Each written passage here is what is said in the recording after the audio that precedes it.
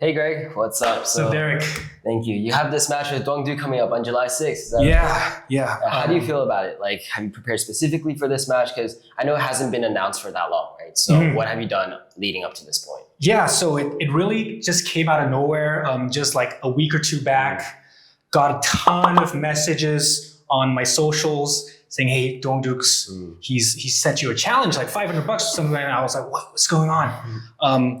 I had no intention of even seeking him out. And in fact, it wasn't even on my mind. I just happened to have seen him at, there was a competition in Bangkok.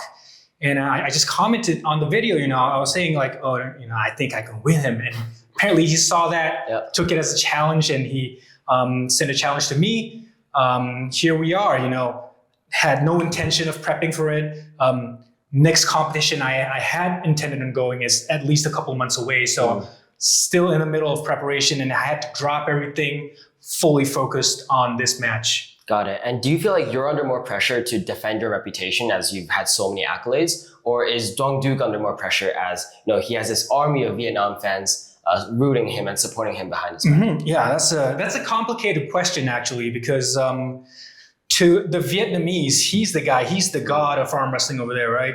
Yeah. So to them, he has everything to lose. But to the international scene, I'm probably the more recognized name.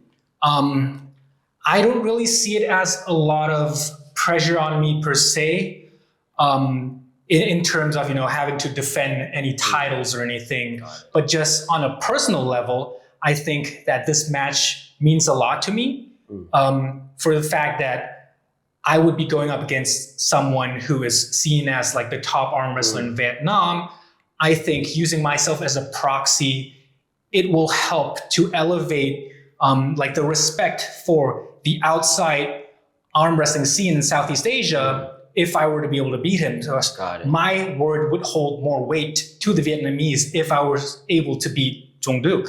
Got it. And talking about the Southeast Asia scene, so recently you actually made a video ranking like the top 10 arm wrestlers in Southeast Asia, where you put Dong Duk at number 4 and yourself at number 8. Oh yeah, so that's Vin Hong Duk. That's their overall number 1. Oh, okay. Dong Duk wasn't even in the top 10. Okay.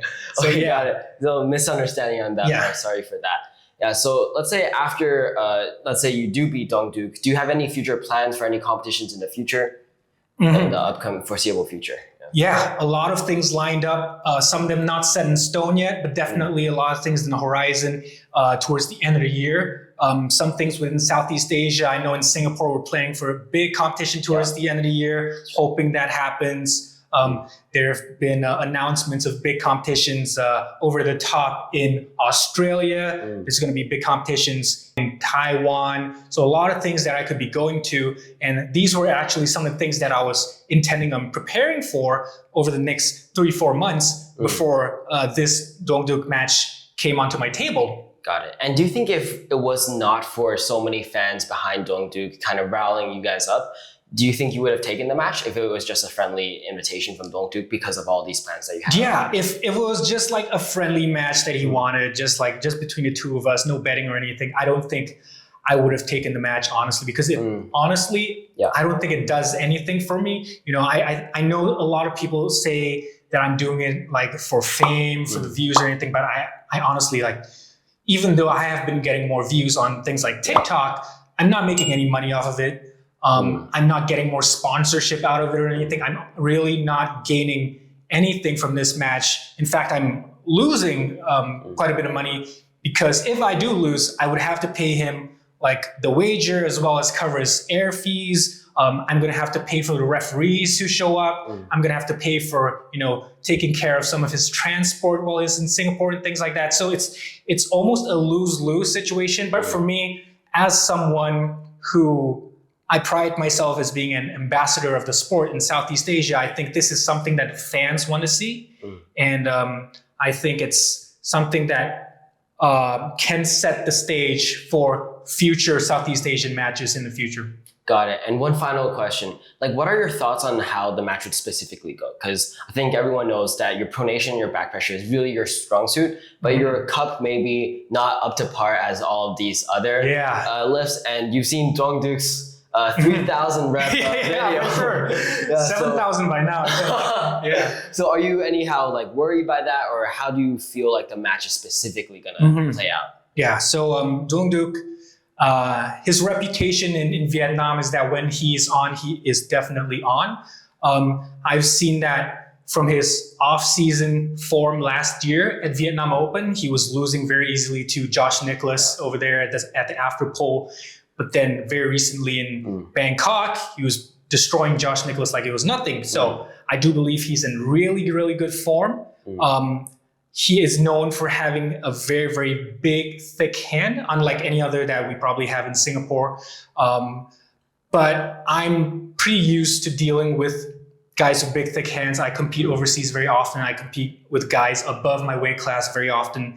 And that's not something that's going to be daunting to me. I know he is very good at having back pressure and hand control as well. And my back pressure probably, I would say, is probably stronger than his. So if we were going to be going that way, I think I would be able to beat him. The only thing that I see being a problem maybe is his cupping ability.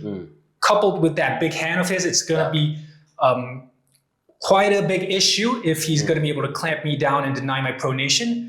But I think, come competition day, when I really turn it on and I really start messing with him on the table, I think he's going to be afraid. I think he's going to be nervous. He's going to be in my home territory. That's going to be the home ground advantage. I think with all of these things, I'm going to be able to beat him 3-0. Got it. And one last thing, do you have any last words or messages for Dong Duk or any of his fans? So Dong Duk, I hope you come in here 110%. I'm going to be giving you my 110%. No excuses. And when you lose, I want you to look at the camera and tell everybody what you saw here in Singapore. Okay, thank you so much, Greg. Thanks, Derek. For the interview.